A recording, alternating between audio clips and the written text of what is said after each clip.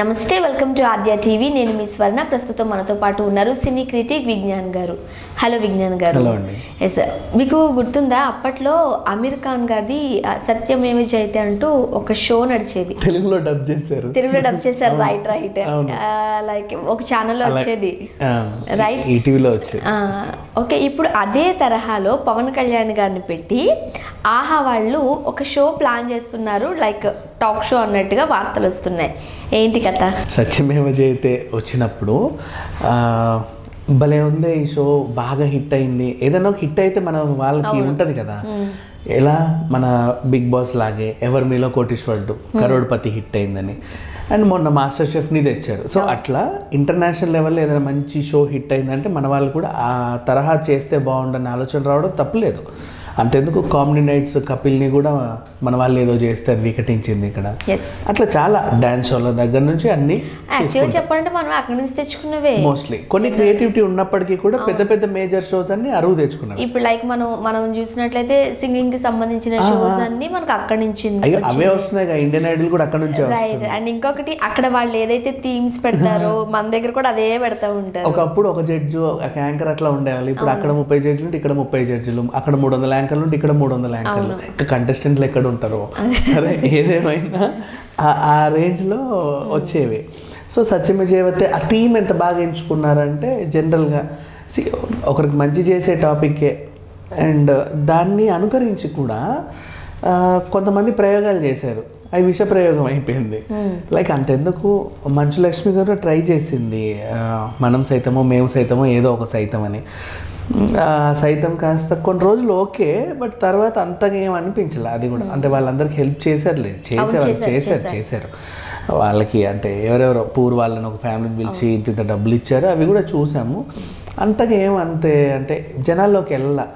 అంటే వాళ్ళేమో ఏ యాంగిల్లో చెప్పారో. ఇప్పుడు అందులో అలా చూసుకుంటే బాగా హిట్ అయింది అన్స్టాపబుల్లో. వీళ్ళు ఇంటర్వ్యూ చేస్తున్నా ఎవరో ఒకరికి మంచి చేసేవాళ్ళు మధ్యలో, అది ఉండేది.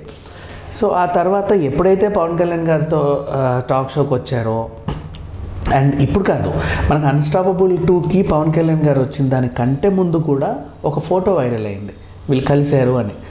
షూటింగ్ అంటే ముందు అప్పుడు ఆయన వైట్ డ్రెస్ వేసుకొని ఉండే, వాళ్ళది మాస్ మొగుడు సాంగ్ అవుతుంటే ఆ సెట్కి వెళ్ళి కలిశారు క్రిష్తో కలిసి వీళ్ళంతా కూడా. అప్పుడు సరదాగా మాట్లాడుకున్నారంట. అండ్ మళ్ళీ అన్స్టాపబుల్ 2లో కూడా అప్పుడు అరవింద్ గారే బొకే పట్టుకొని వచ్చి ఆయన్ని ఇన్వైట్ చేశాడు, కూర్చున్నారు.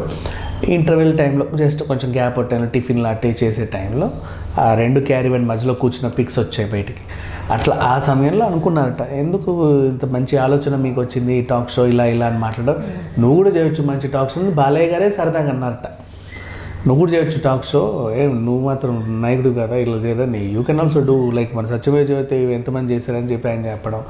అండ్ అల్లు అరవింద్ గారు అసలు ఎప్పటి నుంచో ఉంది ఈయన మీద ప్లాను, కానీ సెట్ అవ్వలేదు ఇప్పటివరకు. అంటే మీరున్నారు కదా చేసేయండి అన్నట్లుగా ఒక టాక్ వచ్చింది అక్కడ. సో ఆ రకంగా ఒక ముందుకెళ్ళినట్లుగా ఒక న్యూస్ అనమాట, సన్నిహిత వర్గాలు చెప్పినటువంటి మనకు న్యూస్ ఏదైతే ఉందో. సో ఇప్పుడు ఆ స్టేజ్లో అరవింద్ గారు ఉన్నారు, హీ క్యాన్ డూ. ఇంతకు ముందు అంటే దాన్ని మోయగలిగే ప్లాట్ఫామ్స్ టీవీలో లేకుండే, అప్పుడు మార్కెట్ లేకుండే. ఆ సత్యమేవ జయతేనే తెలుగులో వేశారు, అది సరిగ్గా వెళ్ళలేదు. ఆ కోణంలో మళ్ళీ పాపం ఝాన్సీ కూడా ఒక ట్రై చేసింది. ఝాన్సీ యాంకర్ ఝాన్సీ కూడా ఎవరికో హెల్ప్ చేసే రకంగా ఆవిడ కూడా చాలా మంది హెల్ప్లు కూడా చేశారులే, కాదనలేము. బట్ అంతగా వెళ్ళాల. ఇంకా చెప్పాలంటే బయట ప్రైవేట్గా కాదంబరి కిరణ్ గారు కూడా మనం సైతం అని ఇట్లా ఏదో చేస్తున్నారు. అది అన్నిటితో కంపేర్ చేసుకుంటే మంచు లక్ష్మి గారిది కొంచెం వెళ్ళింది బాగా వెళ్ళింది. అమ్మాయి అంటే ఆమె సెలబ్రిటీలను తెచ్చేది కదా, వాళ్ళ చేత టీలు అమ్మించడము, పానీపూరీలు అమ్మించడం, ఇట్లా ఏవేవో చేసేవాళ్ళు. ఆ ప్రయోగం సంథింగ్ డిఫరెంట్గా అది అయింది, అంటే ఒక ఎంటర్టైన్మెంట్ యాంగిల్లో. అయితే ఇక ఫుల్గా ఒక థీమ్ సెట్ చేసి అందంగా చేయాలనుకుంటే దాన్ని మోయగలిగే, ఇప్పుడు భారీ బడ్జెట్ వాళ్ళు పెడతారు, మోయగలిగే క్యారెక్టర్ కూడా కావాలి. కాబట్టి పవన్ కళ్యాణ్ గారు అంటే బెటర్ అని నెంబర్ 1. నెంబర్ 2 ఏంటంటే దీనికి మన రాజకీయంగా కూడా పవన్ కళ్యాణ్ గారికి హెల్ప్ అయ్యే సో జనరల్ గా ఇప్పుడు ఏ యాంగిల్ లో చూసుకుని ఎలక్షన్స్ కి ఎంతవరకు యూజ్ అవుతారనే కదా అంతే కదా. ఇప్పుడు ప్రచారాలు చేస్తా, ఆయనకు ఆల్రెడీ ఈ టైప్ ఫ్యాన్ ఫాలోయింగ్ ఉంది, చాలా మంచి కార్యక్రమాలు చేస్తాడు, ఇవన్నీ తెలిసిందే, హెల్ప్ చాలా చేస్తారని. సో ఆ రకంగా చూసుకుంటే ఇది ఒక మంచి ప్లాట్ఫామ్ అని అనుకోవచ్చు. ఎందుకంటే మనం ఆ కౌలు రైతులకు ఇంటింటికి వెళ్ళి ₹1,00,000 చెక్ పంపిణీ చేశారు, కొన్ని మీడియాలు కవర్ చేస్తే కొన్ని కవర్ చేయలేదు. సో అదేంటంటే న్యూస్ చూసే వాళ్ళకి మాత్రమే అర్థమవుతుంది. ఇది ఒక ప్రోగ్రామ్ తరఫున ప్రోగ్రామ్ అంటే ఖచ్చితంగా ఇంకా ఎక్కువ వ్యూవర్షిప్ పెరిగే ఛాన్సెస్ ఉంటాయి. అండ్ పొలిటికల్గా కూడా మంచి మైలేజ్ వచ్చే ఛాన్సెస్ కూడా పవన్ కళ్యాణ్ గారికి ఉంటుంది. అయితే హోస్ట్గా ఎంతవరకు పవన్ కళ్యాణ్ గారు అక్కడే వచ్చింది. ఎందుకంటే లాస్ట్ టైం ఆ టాక్ షోలో కూడా పాపం చాలా ఇబ్బంది పడుతూనే ఈయన ఎప్పటికీ ఇట్లాంటి వాటికి రాలేదు అన్నాడు. అలాంటిది హోస్ట్ చేయగలరా? వై? బికాజ్ జనాలు వీళ్ళు మైక్ పట్టుకొని అంత ఇదిగా మాట్లాడే మనిషి, why can't he host? He can write. ఒక కెమెరా ముందు మాట్లాడలేదా? షూటింగ్లు చేశారు కదా, అది ఇప్పుడు అదే టాక్ షో ఒక సినిమా షూటింగ్లో భాగం అయితే వాళ్ళు చేయరా? రైట్, అంతే. సో యాజ్ యూజువల్గా హీ క్యాన్ డూ అన్నట్టుగా వాళ్ళు అనుకున్నారు. కానీ ఎంతవరకు ఇది అవుతుంది మళ్ళీ ఏదైనా ఒకవేళ అంటే అది పూర్తిగా ఎంటర్టైన్మెంట్ జోనర్కి డిఫరెంట్ కదా, సత్యమేవ జయతే కాన్సెప్ట్. దాన్ని ఎంటర్టైన్మెంట్ యాంగిల్లోకి తీసుకొచ్చి ఓ పక్క ఎంటర్టైన్మెంట్ ఇస్తూ ఇంకో పక్క ఈ సమాజ సేవ కార్యక్రమాలు చేస్తూ రెండింటిని హుందాగా నడిపేలాగా చేయడం. అండ్ ఇంకొకటి, మనం అన్స్టాపబుల్ ఎందుకు అంత హిట్ అయిందంటే బాలయ్య గారు చిన్నపిల్లోడు అయిపోయారు.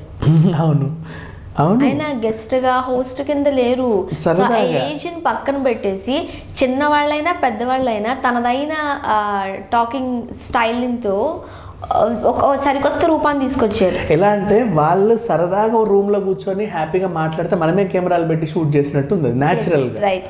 సో పవన్ కళ్యాణ్ గారు కూర్చుని మాట్లాడడమే కాకుండా మరి ఇలా కూడా మింగిల్ కాగలగాలి. సో ఎంతవరకు అవుతారు? అదే వీళ్ళదే అది మోయగలిగే కెపాసిటీ ఇందులో ఉందా అని చూస్తూ, అలాగే దీనికి వెనకాల మళ్ళీ స్పాన్సర్స్ రావాలి. అన్స్టాపబుల్ కంటే పెద్ద షో లాగా ప్రొజెక్ట్ చేయాలి, స్పాన్సర్స్ రావాలి.